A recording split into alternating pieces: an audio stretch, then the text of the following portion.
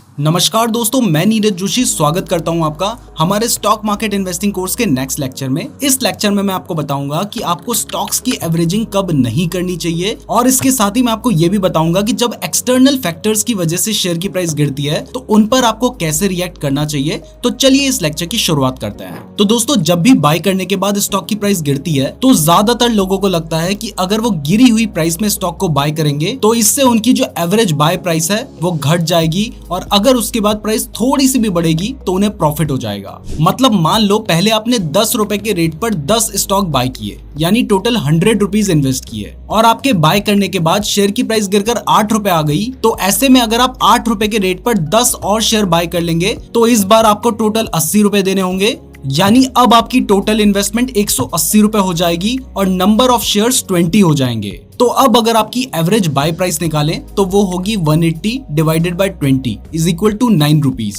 तो मतलब एवरेज करने से आपकी जो बाय प्राइस है वो घट जाएगी। अब अगर शेयर की प्राइस बढ़कर 9.5 रुपए भी चली जाती है तब भी आपको प्रॉफिट हो जाएगा। तो इसको ही एवरेजिंग कहते हैं। अब देखो, एवरेजिंग करने से प्रॉफिट तो हो सकता है लेकिन ये पार्शियली ट्रू है क्योंकि स्टॉक प्राइस गिरने के दो तरह के फैक्टर्स हो सकते हैं। एक होते हैं एक्सटर्नल फैक्टर्स और दूसरे होते हैं इंटरनल फैक्टर्स। तो सबसे पहले कुछ एक्सटर्नल फैक्टर्स को जानते हैं और इसके साथ ही ये भी जानते हैं कि अगर कुछ एक्सटर्नल फैक्टर की वजह से शेयर की प्राइस गिरती है तो वहां पर आपको कैसे रिएक्ट करना चाहिए। तो सबसे पहला एक्सटर्नल फैक्टर है प्रमोटर्स, फॉरेन या डोमेस्टिक इंस्टीट्यूशंस और HNI यानी हाई नेटवर्थ इंडिविजुअल का स्टॉक सेल करना। तो देखो, अगर प्रमोटर्स, इंस्टीट्यूशंस या HNI सेलिंग करते हैं तो क्योंकि उनकी शेयर होल्डिंग ज्यादा होती है तो वो ज्यादा क्वांटिटी में ही सेल करते हैं, जिससे स्टॉक में सप्लाई बढ़ जाती है और ऐसे केसेस में जनरली डिमांड भी कम हो जाती है। तो ये एक रीजन होता है शेयर की प्राइस गिरने का। अब इस सिचुएशन में हमें कैसे रिएक्ट करना चाहिए? क्या हमें अपनी शेयर होल्डिंग को बेच देना चाहिए या फिर एवरेज करना चाहिए? तो देखो, अगर ये लोग सेलिंग कर रहे हैं तो इनके पास जनरली जो रिटेल इन्वेस्टर्स होते हैं उनसे थोड़ी ज्यादा इंफॉर्मेशन होती है।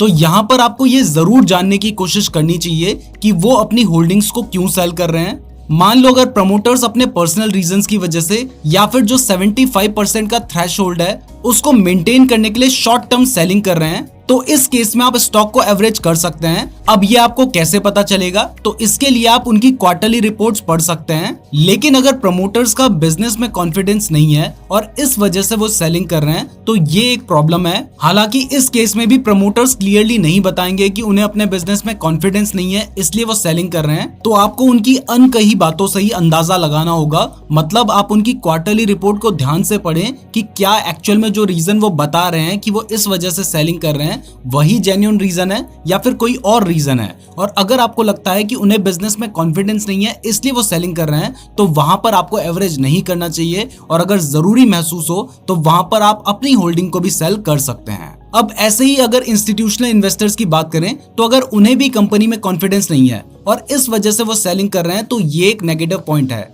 लेकिन अगर वो इसलिए सेलिंग कर रहे हैं क्योंकि उन्हें मैच्योरिटी के बाद अपने क्लाइंट्स को पैसे वापस करने हैं तो ये नेगेटिव रीजन नहीं है और इसमें आप एवरेजिंग कर सकते हैं या फिर अपनी जो पोजीशन है उसको कंटिन्यू भी रख सकते हैं। अब सेकंड एक्सटर्नल फैक्टर जिसकी वजह से भी शेयर की प्राइस गिर सकती है वो है स्टॉक मार्केट का क्रैश होना। अगर मान लो मार्केट का सेंटिमेंट बुरा है तो इस वजह से जनरली पूरा मार्केट ही गिरता है और इसमें बहुत सारे शेयर्स की प्राइस गिरती है। तो क्योंकि जनरली ये एक टेम्पररी रीजन होता है और इस वजह से अगर शेयर की प्राइस गिर रही है तो आप यहाँ पे एवरेजिंग कर सकते हैं। फॉर एग्जांपल, पेंडेमिक के टाइम पर बहुत सारे अच्छे स्टॉक्स भी 50% से ज्यादा क्रैश कर गए थे। तो अगर ऐसे टाइम पर आप एवरेजिंग करते तो आपको बहुत अच्छा प्रॉफिट हो जाता। तो अगर आपको ये पता चल जाता है कि स्टॉक में टेम्पररी प्रॉब्लम चल रही है तो वहां पर आप एवरेजिंग कर सकते हैं। लेकिन बहुत सारे इंटरनल फैक्टर्स की वजह से भी शेयर की प्राइस गिरती है तो उस केस में आपको कैसे रिएक्ट करना चाहिए? क्या आपको एवरेज करना चाहिए या फिर नहीं? चलिए अब वो जानते हैं। तो सबसे पहला इंटरनल फैक्टर है क्वालिटी कंट्रोल इश्यूज। ये एक बहुत बड़ा रीजन होता है स्टॉक्स की प्राइस गिरने का। ये ज्यादातर FMCG कंपनीज और फार्मा कंपनीज में होता है। फॉर एग्जाम्पल, आपको याद होगा कि नेस्ले की मैगी में फूड क्वालिटी इश्यूज आए थे जिसकी वजह से एक टाइम पर लोगों ने मैगी खाना बंद कर दिया था। ऐसे ही कई सारी फार्मा कंपनीज में भी आप देखेंगे तो उनमें FDA का कुछ ऑब्जर्वेशन आ जाता है। अब क्योंकि ये कंपनी के लिए एक नेगेटिव न्यूज होती है तो इस वजह से जनरली शेयर की प्राइस गिरती है, लेकिन ज्यादातर केस में ये सभी टेम्पररी रीजन होते हैं। तो अगर आपको लगता है कि वो रीजन टेम्पररी है तो वहां पर आप एवरेजिंग कर सकते हैं। अब इसके बाद सेकंड इंटरनल फैक्टर जिसकी वजह से भी शेयर की प्राइस गिरती है वो होता है बैंक्रप्सी होना या फिर मैनेजमेंट में कोई इश्यूज आना। तो देखो, अगर कंपनी में कोई ऐसी प्रॉब्लम आती है जिससे वो बैंक्रप्ट हो सकती है तो उस केस में उस स्टॉक से बाहर निकल जाने में ही भलाई है। और अगर मैनेजमेंट में कोई इशू आता है और आपको लगता है कि वो इशू काफी बड़ा है, जैसे यस बैंक के केस में और सत्यम कंप्यूटर्स के केस में था, तो वहां पर भी आपको शेयर से बाहर निकल जाना चाहिए। इसके बाद थर्ड इंटरनल रीजन जिसकी वजह से भी शेयर की प्राइस गिरती है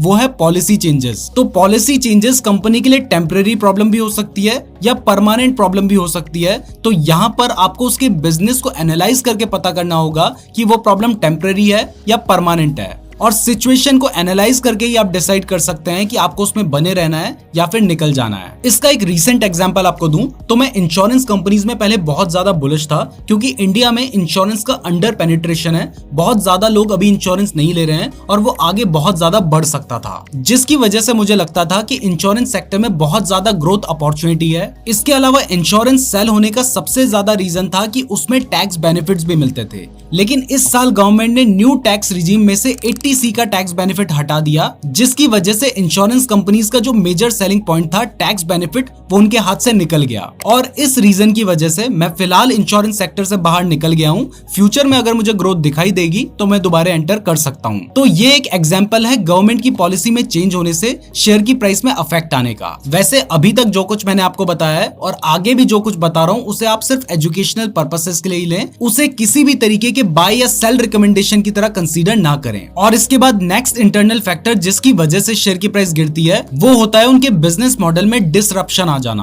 तो देखो, ये बहुत ही कॉमन चीज है। अगर मान लो किसी कंपनी का टेक्नोलॉजिकल एडवांसमेंट की वजह से पूरा बिजनेस ही डिसरप्ट हो जाए, तो ऐसे में आपको उस बिजनेस से भी एग्जिट कर लेना चाहिए। एग्जाम्पल के लिए कोडेक के जो कैमराज थे वो DSLR कैमराज और मोबाइल फोन में कैमराज आने की वजह से सेल होना बंद हो गए थे। तो ये उनके बिजनेस मॉडल में डिसरप्शन था और ऐसे केसेस में भी आपको एग्जिट कर लेना चाहिए। तो अब आपको एक बेसिक आइडिया मिल गया होगा कि कब आपको स्टॉक से बाहर निकल जाना है और कब आप उसमें एवरेजिंग कर सकते हैं। तो यहाँ पर मैं आपको ये भी बता देता हूँ कि अगर आप बिना सोचे समझे हर स्टॉक को एवरेज करेंगे तो उससे आपको क्या प्रॉब्लम आ सकती है। तो देखो, हमने अभी डिस्कस किया है कि अगर स्टॉक में कोई टेम्पररी प्रॉब्लम चल रही है तो वहां पर एवरेजिंग करना अच्छा है, लेकिन मान लो अगर आप ओवर एवरेजिंग करके एक ही स्टॉक में अपनी 40 से 50% कैपिटल को एलोकेट कर देते हैं तो इसके बाद आपके पूरे पोर्टफोलियो की जो परफॉर्मेंस है वो सिर्फ उस एक स्टॉक की परफॉर्मेंस पर डिपेंड हो जाएगी, जिससे आपका रिस्क बहुत ज्यादा बढ़ जाएगा। अगर मान लो आपने यस बैंक या फिर वोडाफोन आइडिया के स्टॉक को हाई में बाय किया होता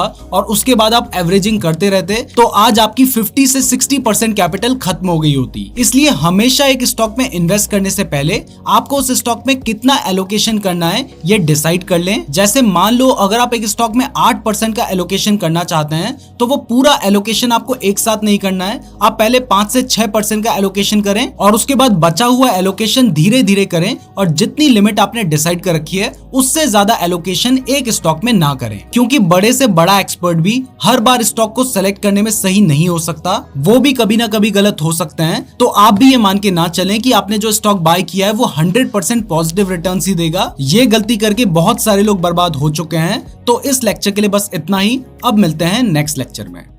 नमस्कार दोस्तों, मैं नीरज जोशी स्वागत करता हूँ